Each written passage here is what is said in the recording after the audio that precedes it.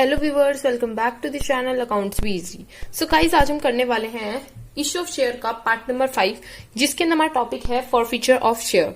Forfeiture का मतलब क्या होता है? फॉरफीचर का मतलब ही होता है कैंसिलेशन। फॉरफीचर का मतलब होता है कैंसिलेशन ऑफ शेयर, मतलब शेयर्स को कैंसिल कर देना। शेयर्स को कैंसिल क्यों करते हैं? लाइक हमने उनसे एप्लीकेशन तो वो दे देंगे, बट अगर हमने उनसे अलॉटमेंट मनी मांगी, अलॉटमेंट मनी वो नहीं देंगे। हमने उनसे अलॉटमेंट मांगी तो उन्हें नहीं दी। अगर हमने उनसे फर्स्ट कॉल मांगी तो उन्हें फर्स्ट कॉल भी नहीं दी। हमने सेकंड कॉल मांगी, सेकंड कॉल भी नहीं दी। हमने उनसे वार्निंग मांगी। सो इसमें हमने उनसे किसी भी शेयर होल्डर से पैसा मांगते हैं, अलॉटमेंट में मांगी, उन्हें नहीं दी। हमने कहा फर्स्ट कॉल दे दो, फर्स्ट कॉल भी नहीं दी, सेकंड कॉल भी नहीं दी उन्हें। फिर कंपनी को गुस्सा आ जाता है, कंपनी उनके शेयर्स को फॉरफिट कर देती है। फॉरफिट का मतलब एक तरह से कैंसिलेशन, कैंसिल कर देती है। ठीक है, तो हमने उनके शेयर को कैंसिल कर दिया, मतलब उनके शेयर कैंसिल हो गए। अब आपको हम शेयर लोड नहीं करेंगे। फिर आप सोचेंगे कि शेयर तो पहले दे देते हैं ना जब हम एप्लीकेशन देते हैं। तो नहीं, जब हम ये सारी इनको पूरा कर देते हैं, जो भी ये हमारी सारी इंस्टॉलमेंट्स को पूरा कर देते हैं, तो कंपनी हमको शेयर देती है एट लास्ट। ठीक है, तो उससे पहले कंपनी हमें शेयर नहीं देती, तो ये कैंसिल कर देती है हमारे शेयर्स को। अगर हम उन्हें नहीं देंगे तो वो हमें पहले वार्निंग देती है, और जो वार्निंग देती है ना, वो 14 डेज से बिफोर पहले ही हमें वार्निंग देना स्टार्ट कर देती है कि अपने पैसे दे दो, हम अपने पैसे दे दो। पर फिर भी हम नहीं देते तो हमारे शेयर्स को कैंसिल कर देती है। सो यही होता है फॉरफीचर शेयर। बट अगर हम इसको अकाउंट्स की लैंग्वेज में देखेंगे तो इसकी क्या एंट्री होगी, इसकी एंट्री क्या होगी वो हमें देखना है। ठीक है, तो उसकी एंट्री देखते हैं। ये एक एग्जाम्पल है, इसमें हमें एग्जाम्पल से हम इसको क्लियर करेंगे, बट बिफोर दिस हम इसकी एंट्री देख लेते हैं। एंट्री में क्या है? एंट्री हमारी जो फॉरफीचर की एंट्री होती है, हमारी फॉरफीचर की एंट्री है। फॉरफीचर की जो एंट्री है, इसके अंदर देखिए, सबसे पहले इसकी बस एक ही एंट्री होती है, बहुत सिंपल सी होती है। सबसे पहले शेयर कैपिटल को आपको डेबिट करना होता है। Share capital account debit to calling area. Calling area जो पैसा हमें नहीं मिला, जो पैसा अनपेड है, और जो पैसा हमें पे कर दिया उसे हम यहाँ पे लिखते हैं। जो हमने नहीं दिया वो हम शेयर कॉलिंग एरिया में लिखते हैं। जो पैसा हम दे देते हैं वो हम कॉल शेयर फॉरफीचर के अंदर लिखते हैं। और ऊपर हमारे आते हैं यहाँ पे, जब भी आपको होता है, मैंने जो शेयर कैपिटल होती है ना, जो आपकी शेयर कैपिटल होती है, उसको हमेशा हम फेस वैल्यू से ही हम अमाउंट को फिल करते हैं। ठीक है, तो यहाँ पे शेयर कैपिटल फेस वैल्यू आती है। ठीक है, सो इस तरीके से आपको करना है। तो एग्जाम्पल के थ्रू इसको अच्छे से समझते हैं। ठीक है, 2000 शेयर्स हैं, शीता के 2000 शेयर्स हैं। उसमें उसने एप्लीकेशन में ये पे कर दिया। ठीक है, ये भी पे नहीं किया, ये भी पे नहीं किया।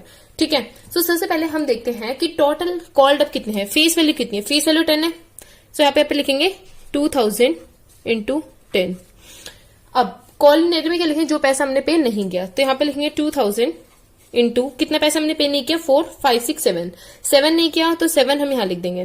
कितना पैसा हमने क्या कर दिया, 2000 इंटू 3, अमाउंट 20,000, 14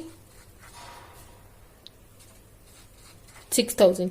ठीक है, तो ये आपकी एंट्री बन जाएगी। इस तरीके से आपको फॉरफीचर वाला करना है। सो ये फॉरफीचर की इजी सी एंट्री है। आई होप आपको ये समझ आ गई होगी। अब हम आगे देखते हैं। हमारे शेयर्स को फॉरफिट कर दिया। अब फॉरफिट मतलब कैंसिल कर दिया। अब जो शेयर्स को फॉरफिट कर दिया, जो भी हमारे शेयर्स को फॉरफीचर कर दिया, अब उनको क्या करते हैं? रीइश्यू कर देते हैं। रीइश्यू मतलब किसी और पर्सन को। रीइश्यू का मतलब क्या होता है? इट मीन सोल्ड, बेच देना फॉरफिट शेयर्स को किसी दूसरे पर्सन को। लाइक पहले ये पर्सन था, ठीक है, इसने अपने कॉल्स नहीं दी, तो अब हमने वो किसी और पर्सन को दे दिया, या कोई कंपनी भी हो सकती है। ठीक है, किसी और कंपनी को भी दे सकते हैं। ठीक है, सो ये होता है रीइश्यू ऑफ शेयर। मतलब जो शेयर्स किसी ने उसके पेमेंट नहीं की, तो हमने सोचा ये तो पेमेंट नहीं करेगा, इसको किसी और को बेच देते हैं। ठीक है, सो हमने वो चीज किसी और को सोल्ड कर दी। ठीक है, अब जो रीइश्यू होता है वो हमारा पार पे भी हो सकता है। लाइक हमने 10 पे इश्यू किया है, 10 पे ही उसको दे दिया।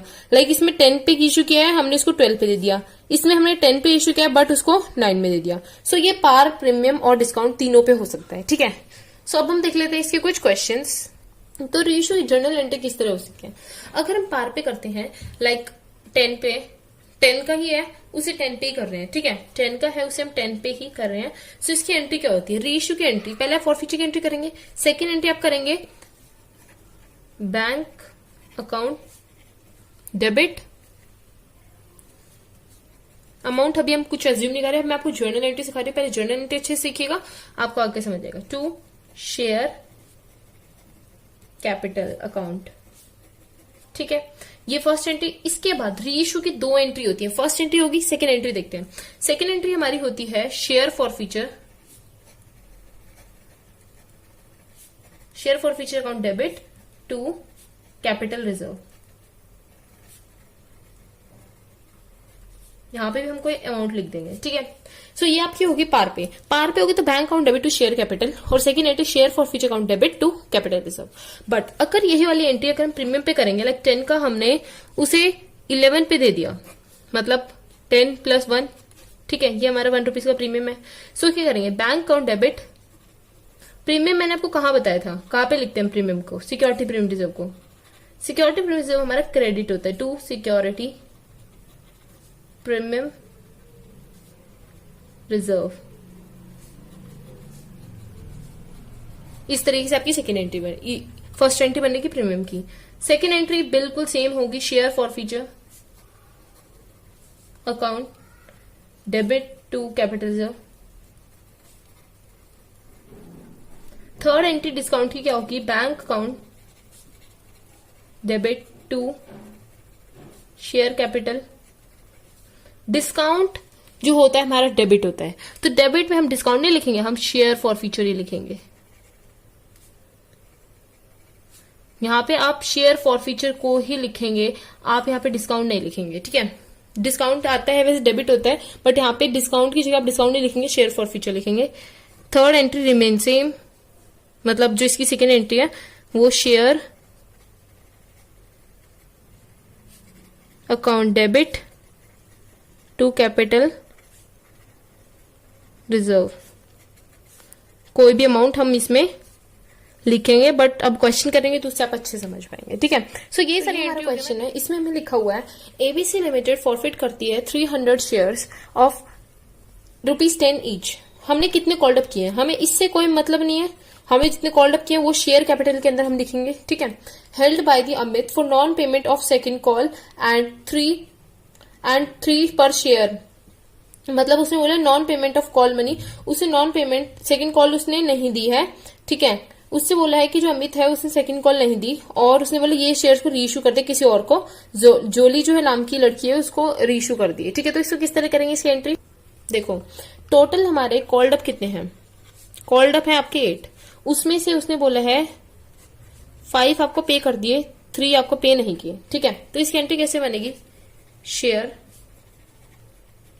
Capital account debit to call in arrear to share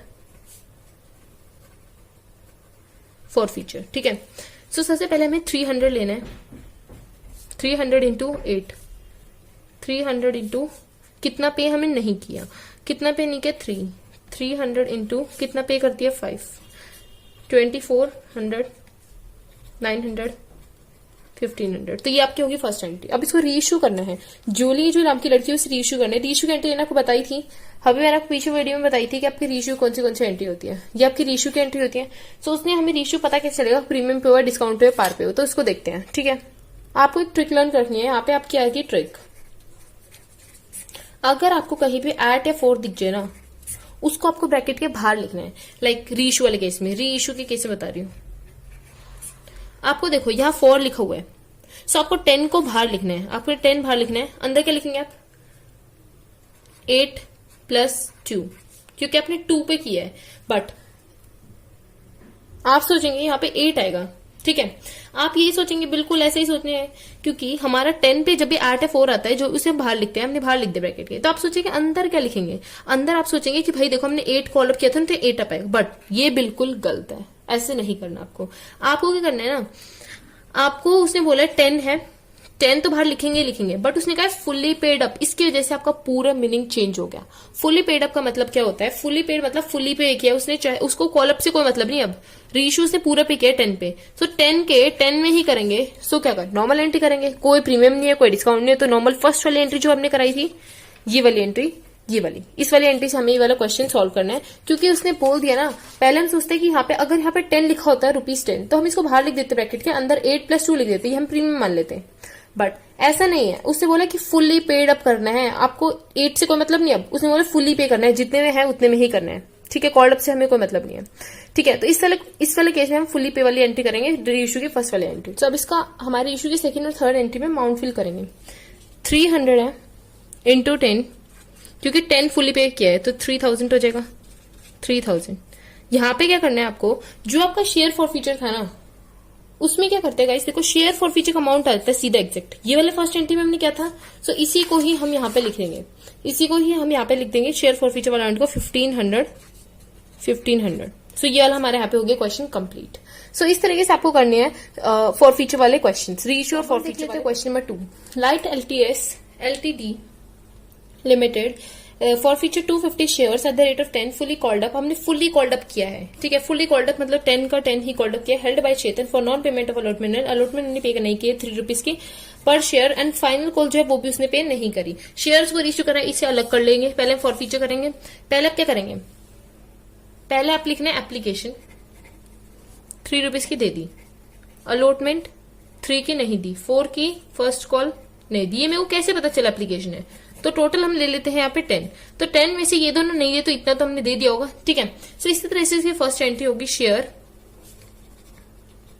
capital account debit to